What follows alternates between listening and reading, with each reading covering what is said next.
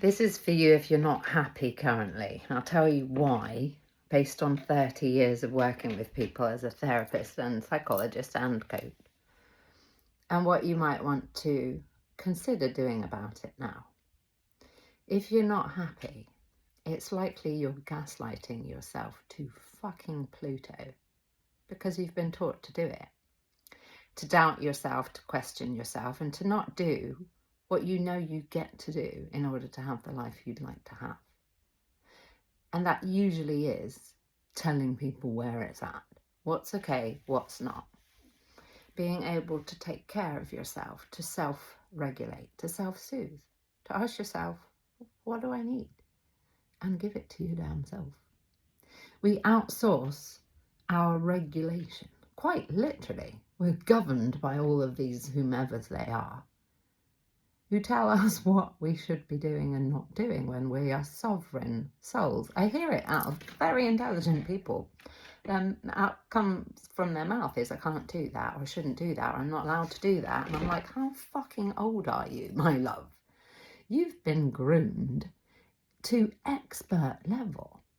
If you think about how old you are, how many decades you've learned the word no, that there isn't the word and. You can be working for someone you don't really want to work for and be doing something else ready for the life that you would like.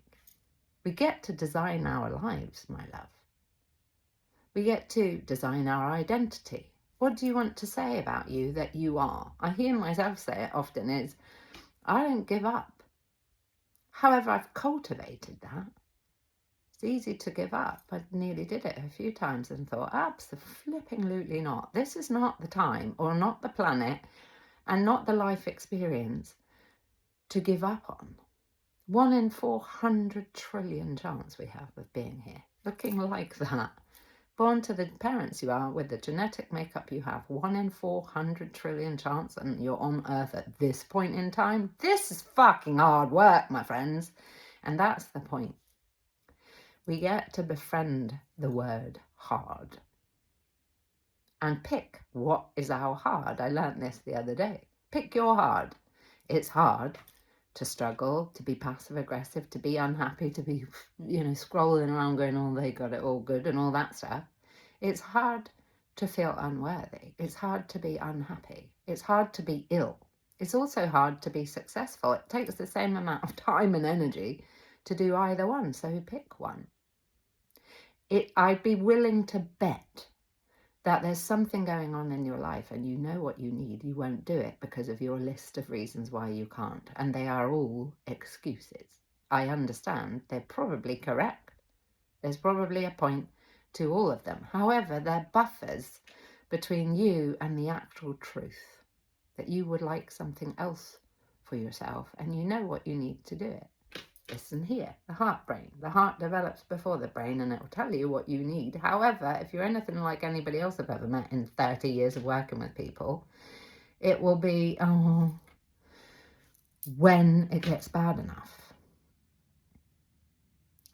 It's bad enough now. You wouldn't have given this 4 minutes nearly of your life if things weren't pretty flipping overwhelmingly not good.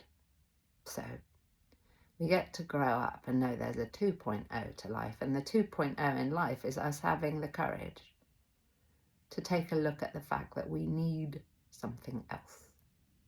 And then we find someone who has a bit of a plan, a map and a guide, who's done it or is doing it, and we can learn from them. We're tribal. If you've been seduced by a culture that says you have to do it on your own and you're a failure if you don't, then people are making money from you thinking and believing that. We all transition in life. Everybody has a dark night of the soul, or many. So it's a very good thing, in my opinion. If you're feeling overwhelmed, stressed out, stuck, unhappy and all the things, it means there's a shift coming. If you'd like to take it, it's an invitation to change. And that will have enormous impact on you physically as well. If you've got issues with your physical body, it's the same stuff. Your body's just making noises because you're probably not. So you can take it now and do something about it. I have Thrive for You, for example, that teaches you just about everything you need to know about boundaries and triggers and managing them and talking directly and have the words to do that, to speak truth to power. Or you can do what most people do, and I absolutely get it, which is just keep doing the same old thing, scroll around, find somebody else's tits and ass to look at, some music, some whatever, so that you forget about you again. And I've done the same thing.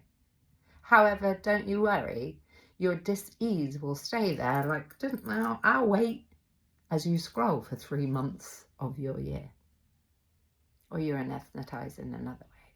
I understand it's scary to do the right thing for yourself. However, nobody else is going to do it. And the danger is if they try, they may end up really manipulating something that's very important in you that gets to do something now for you. And you're the only one really that knows what you need.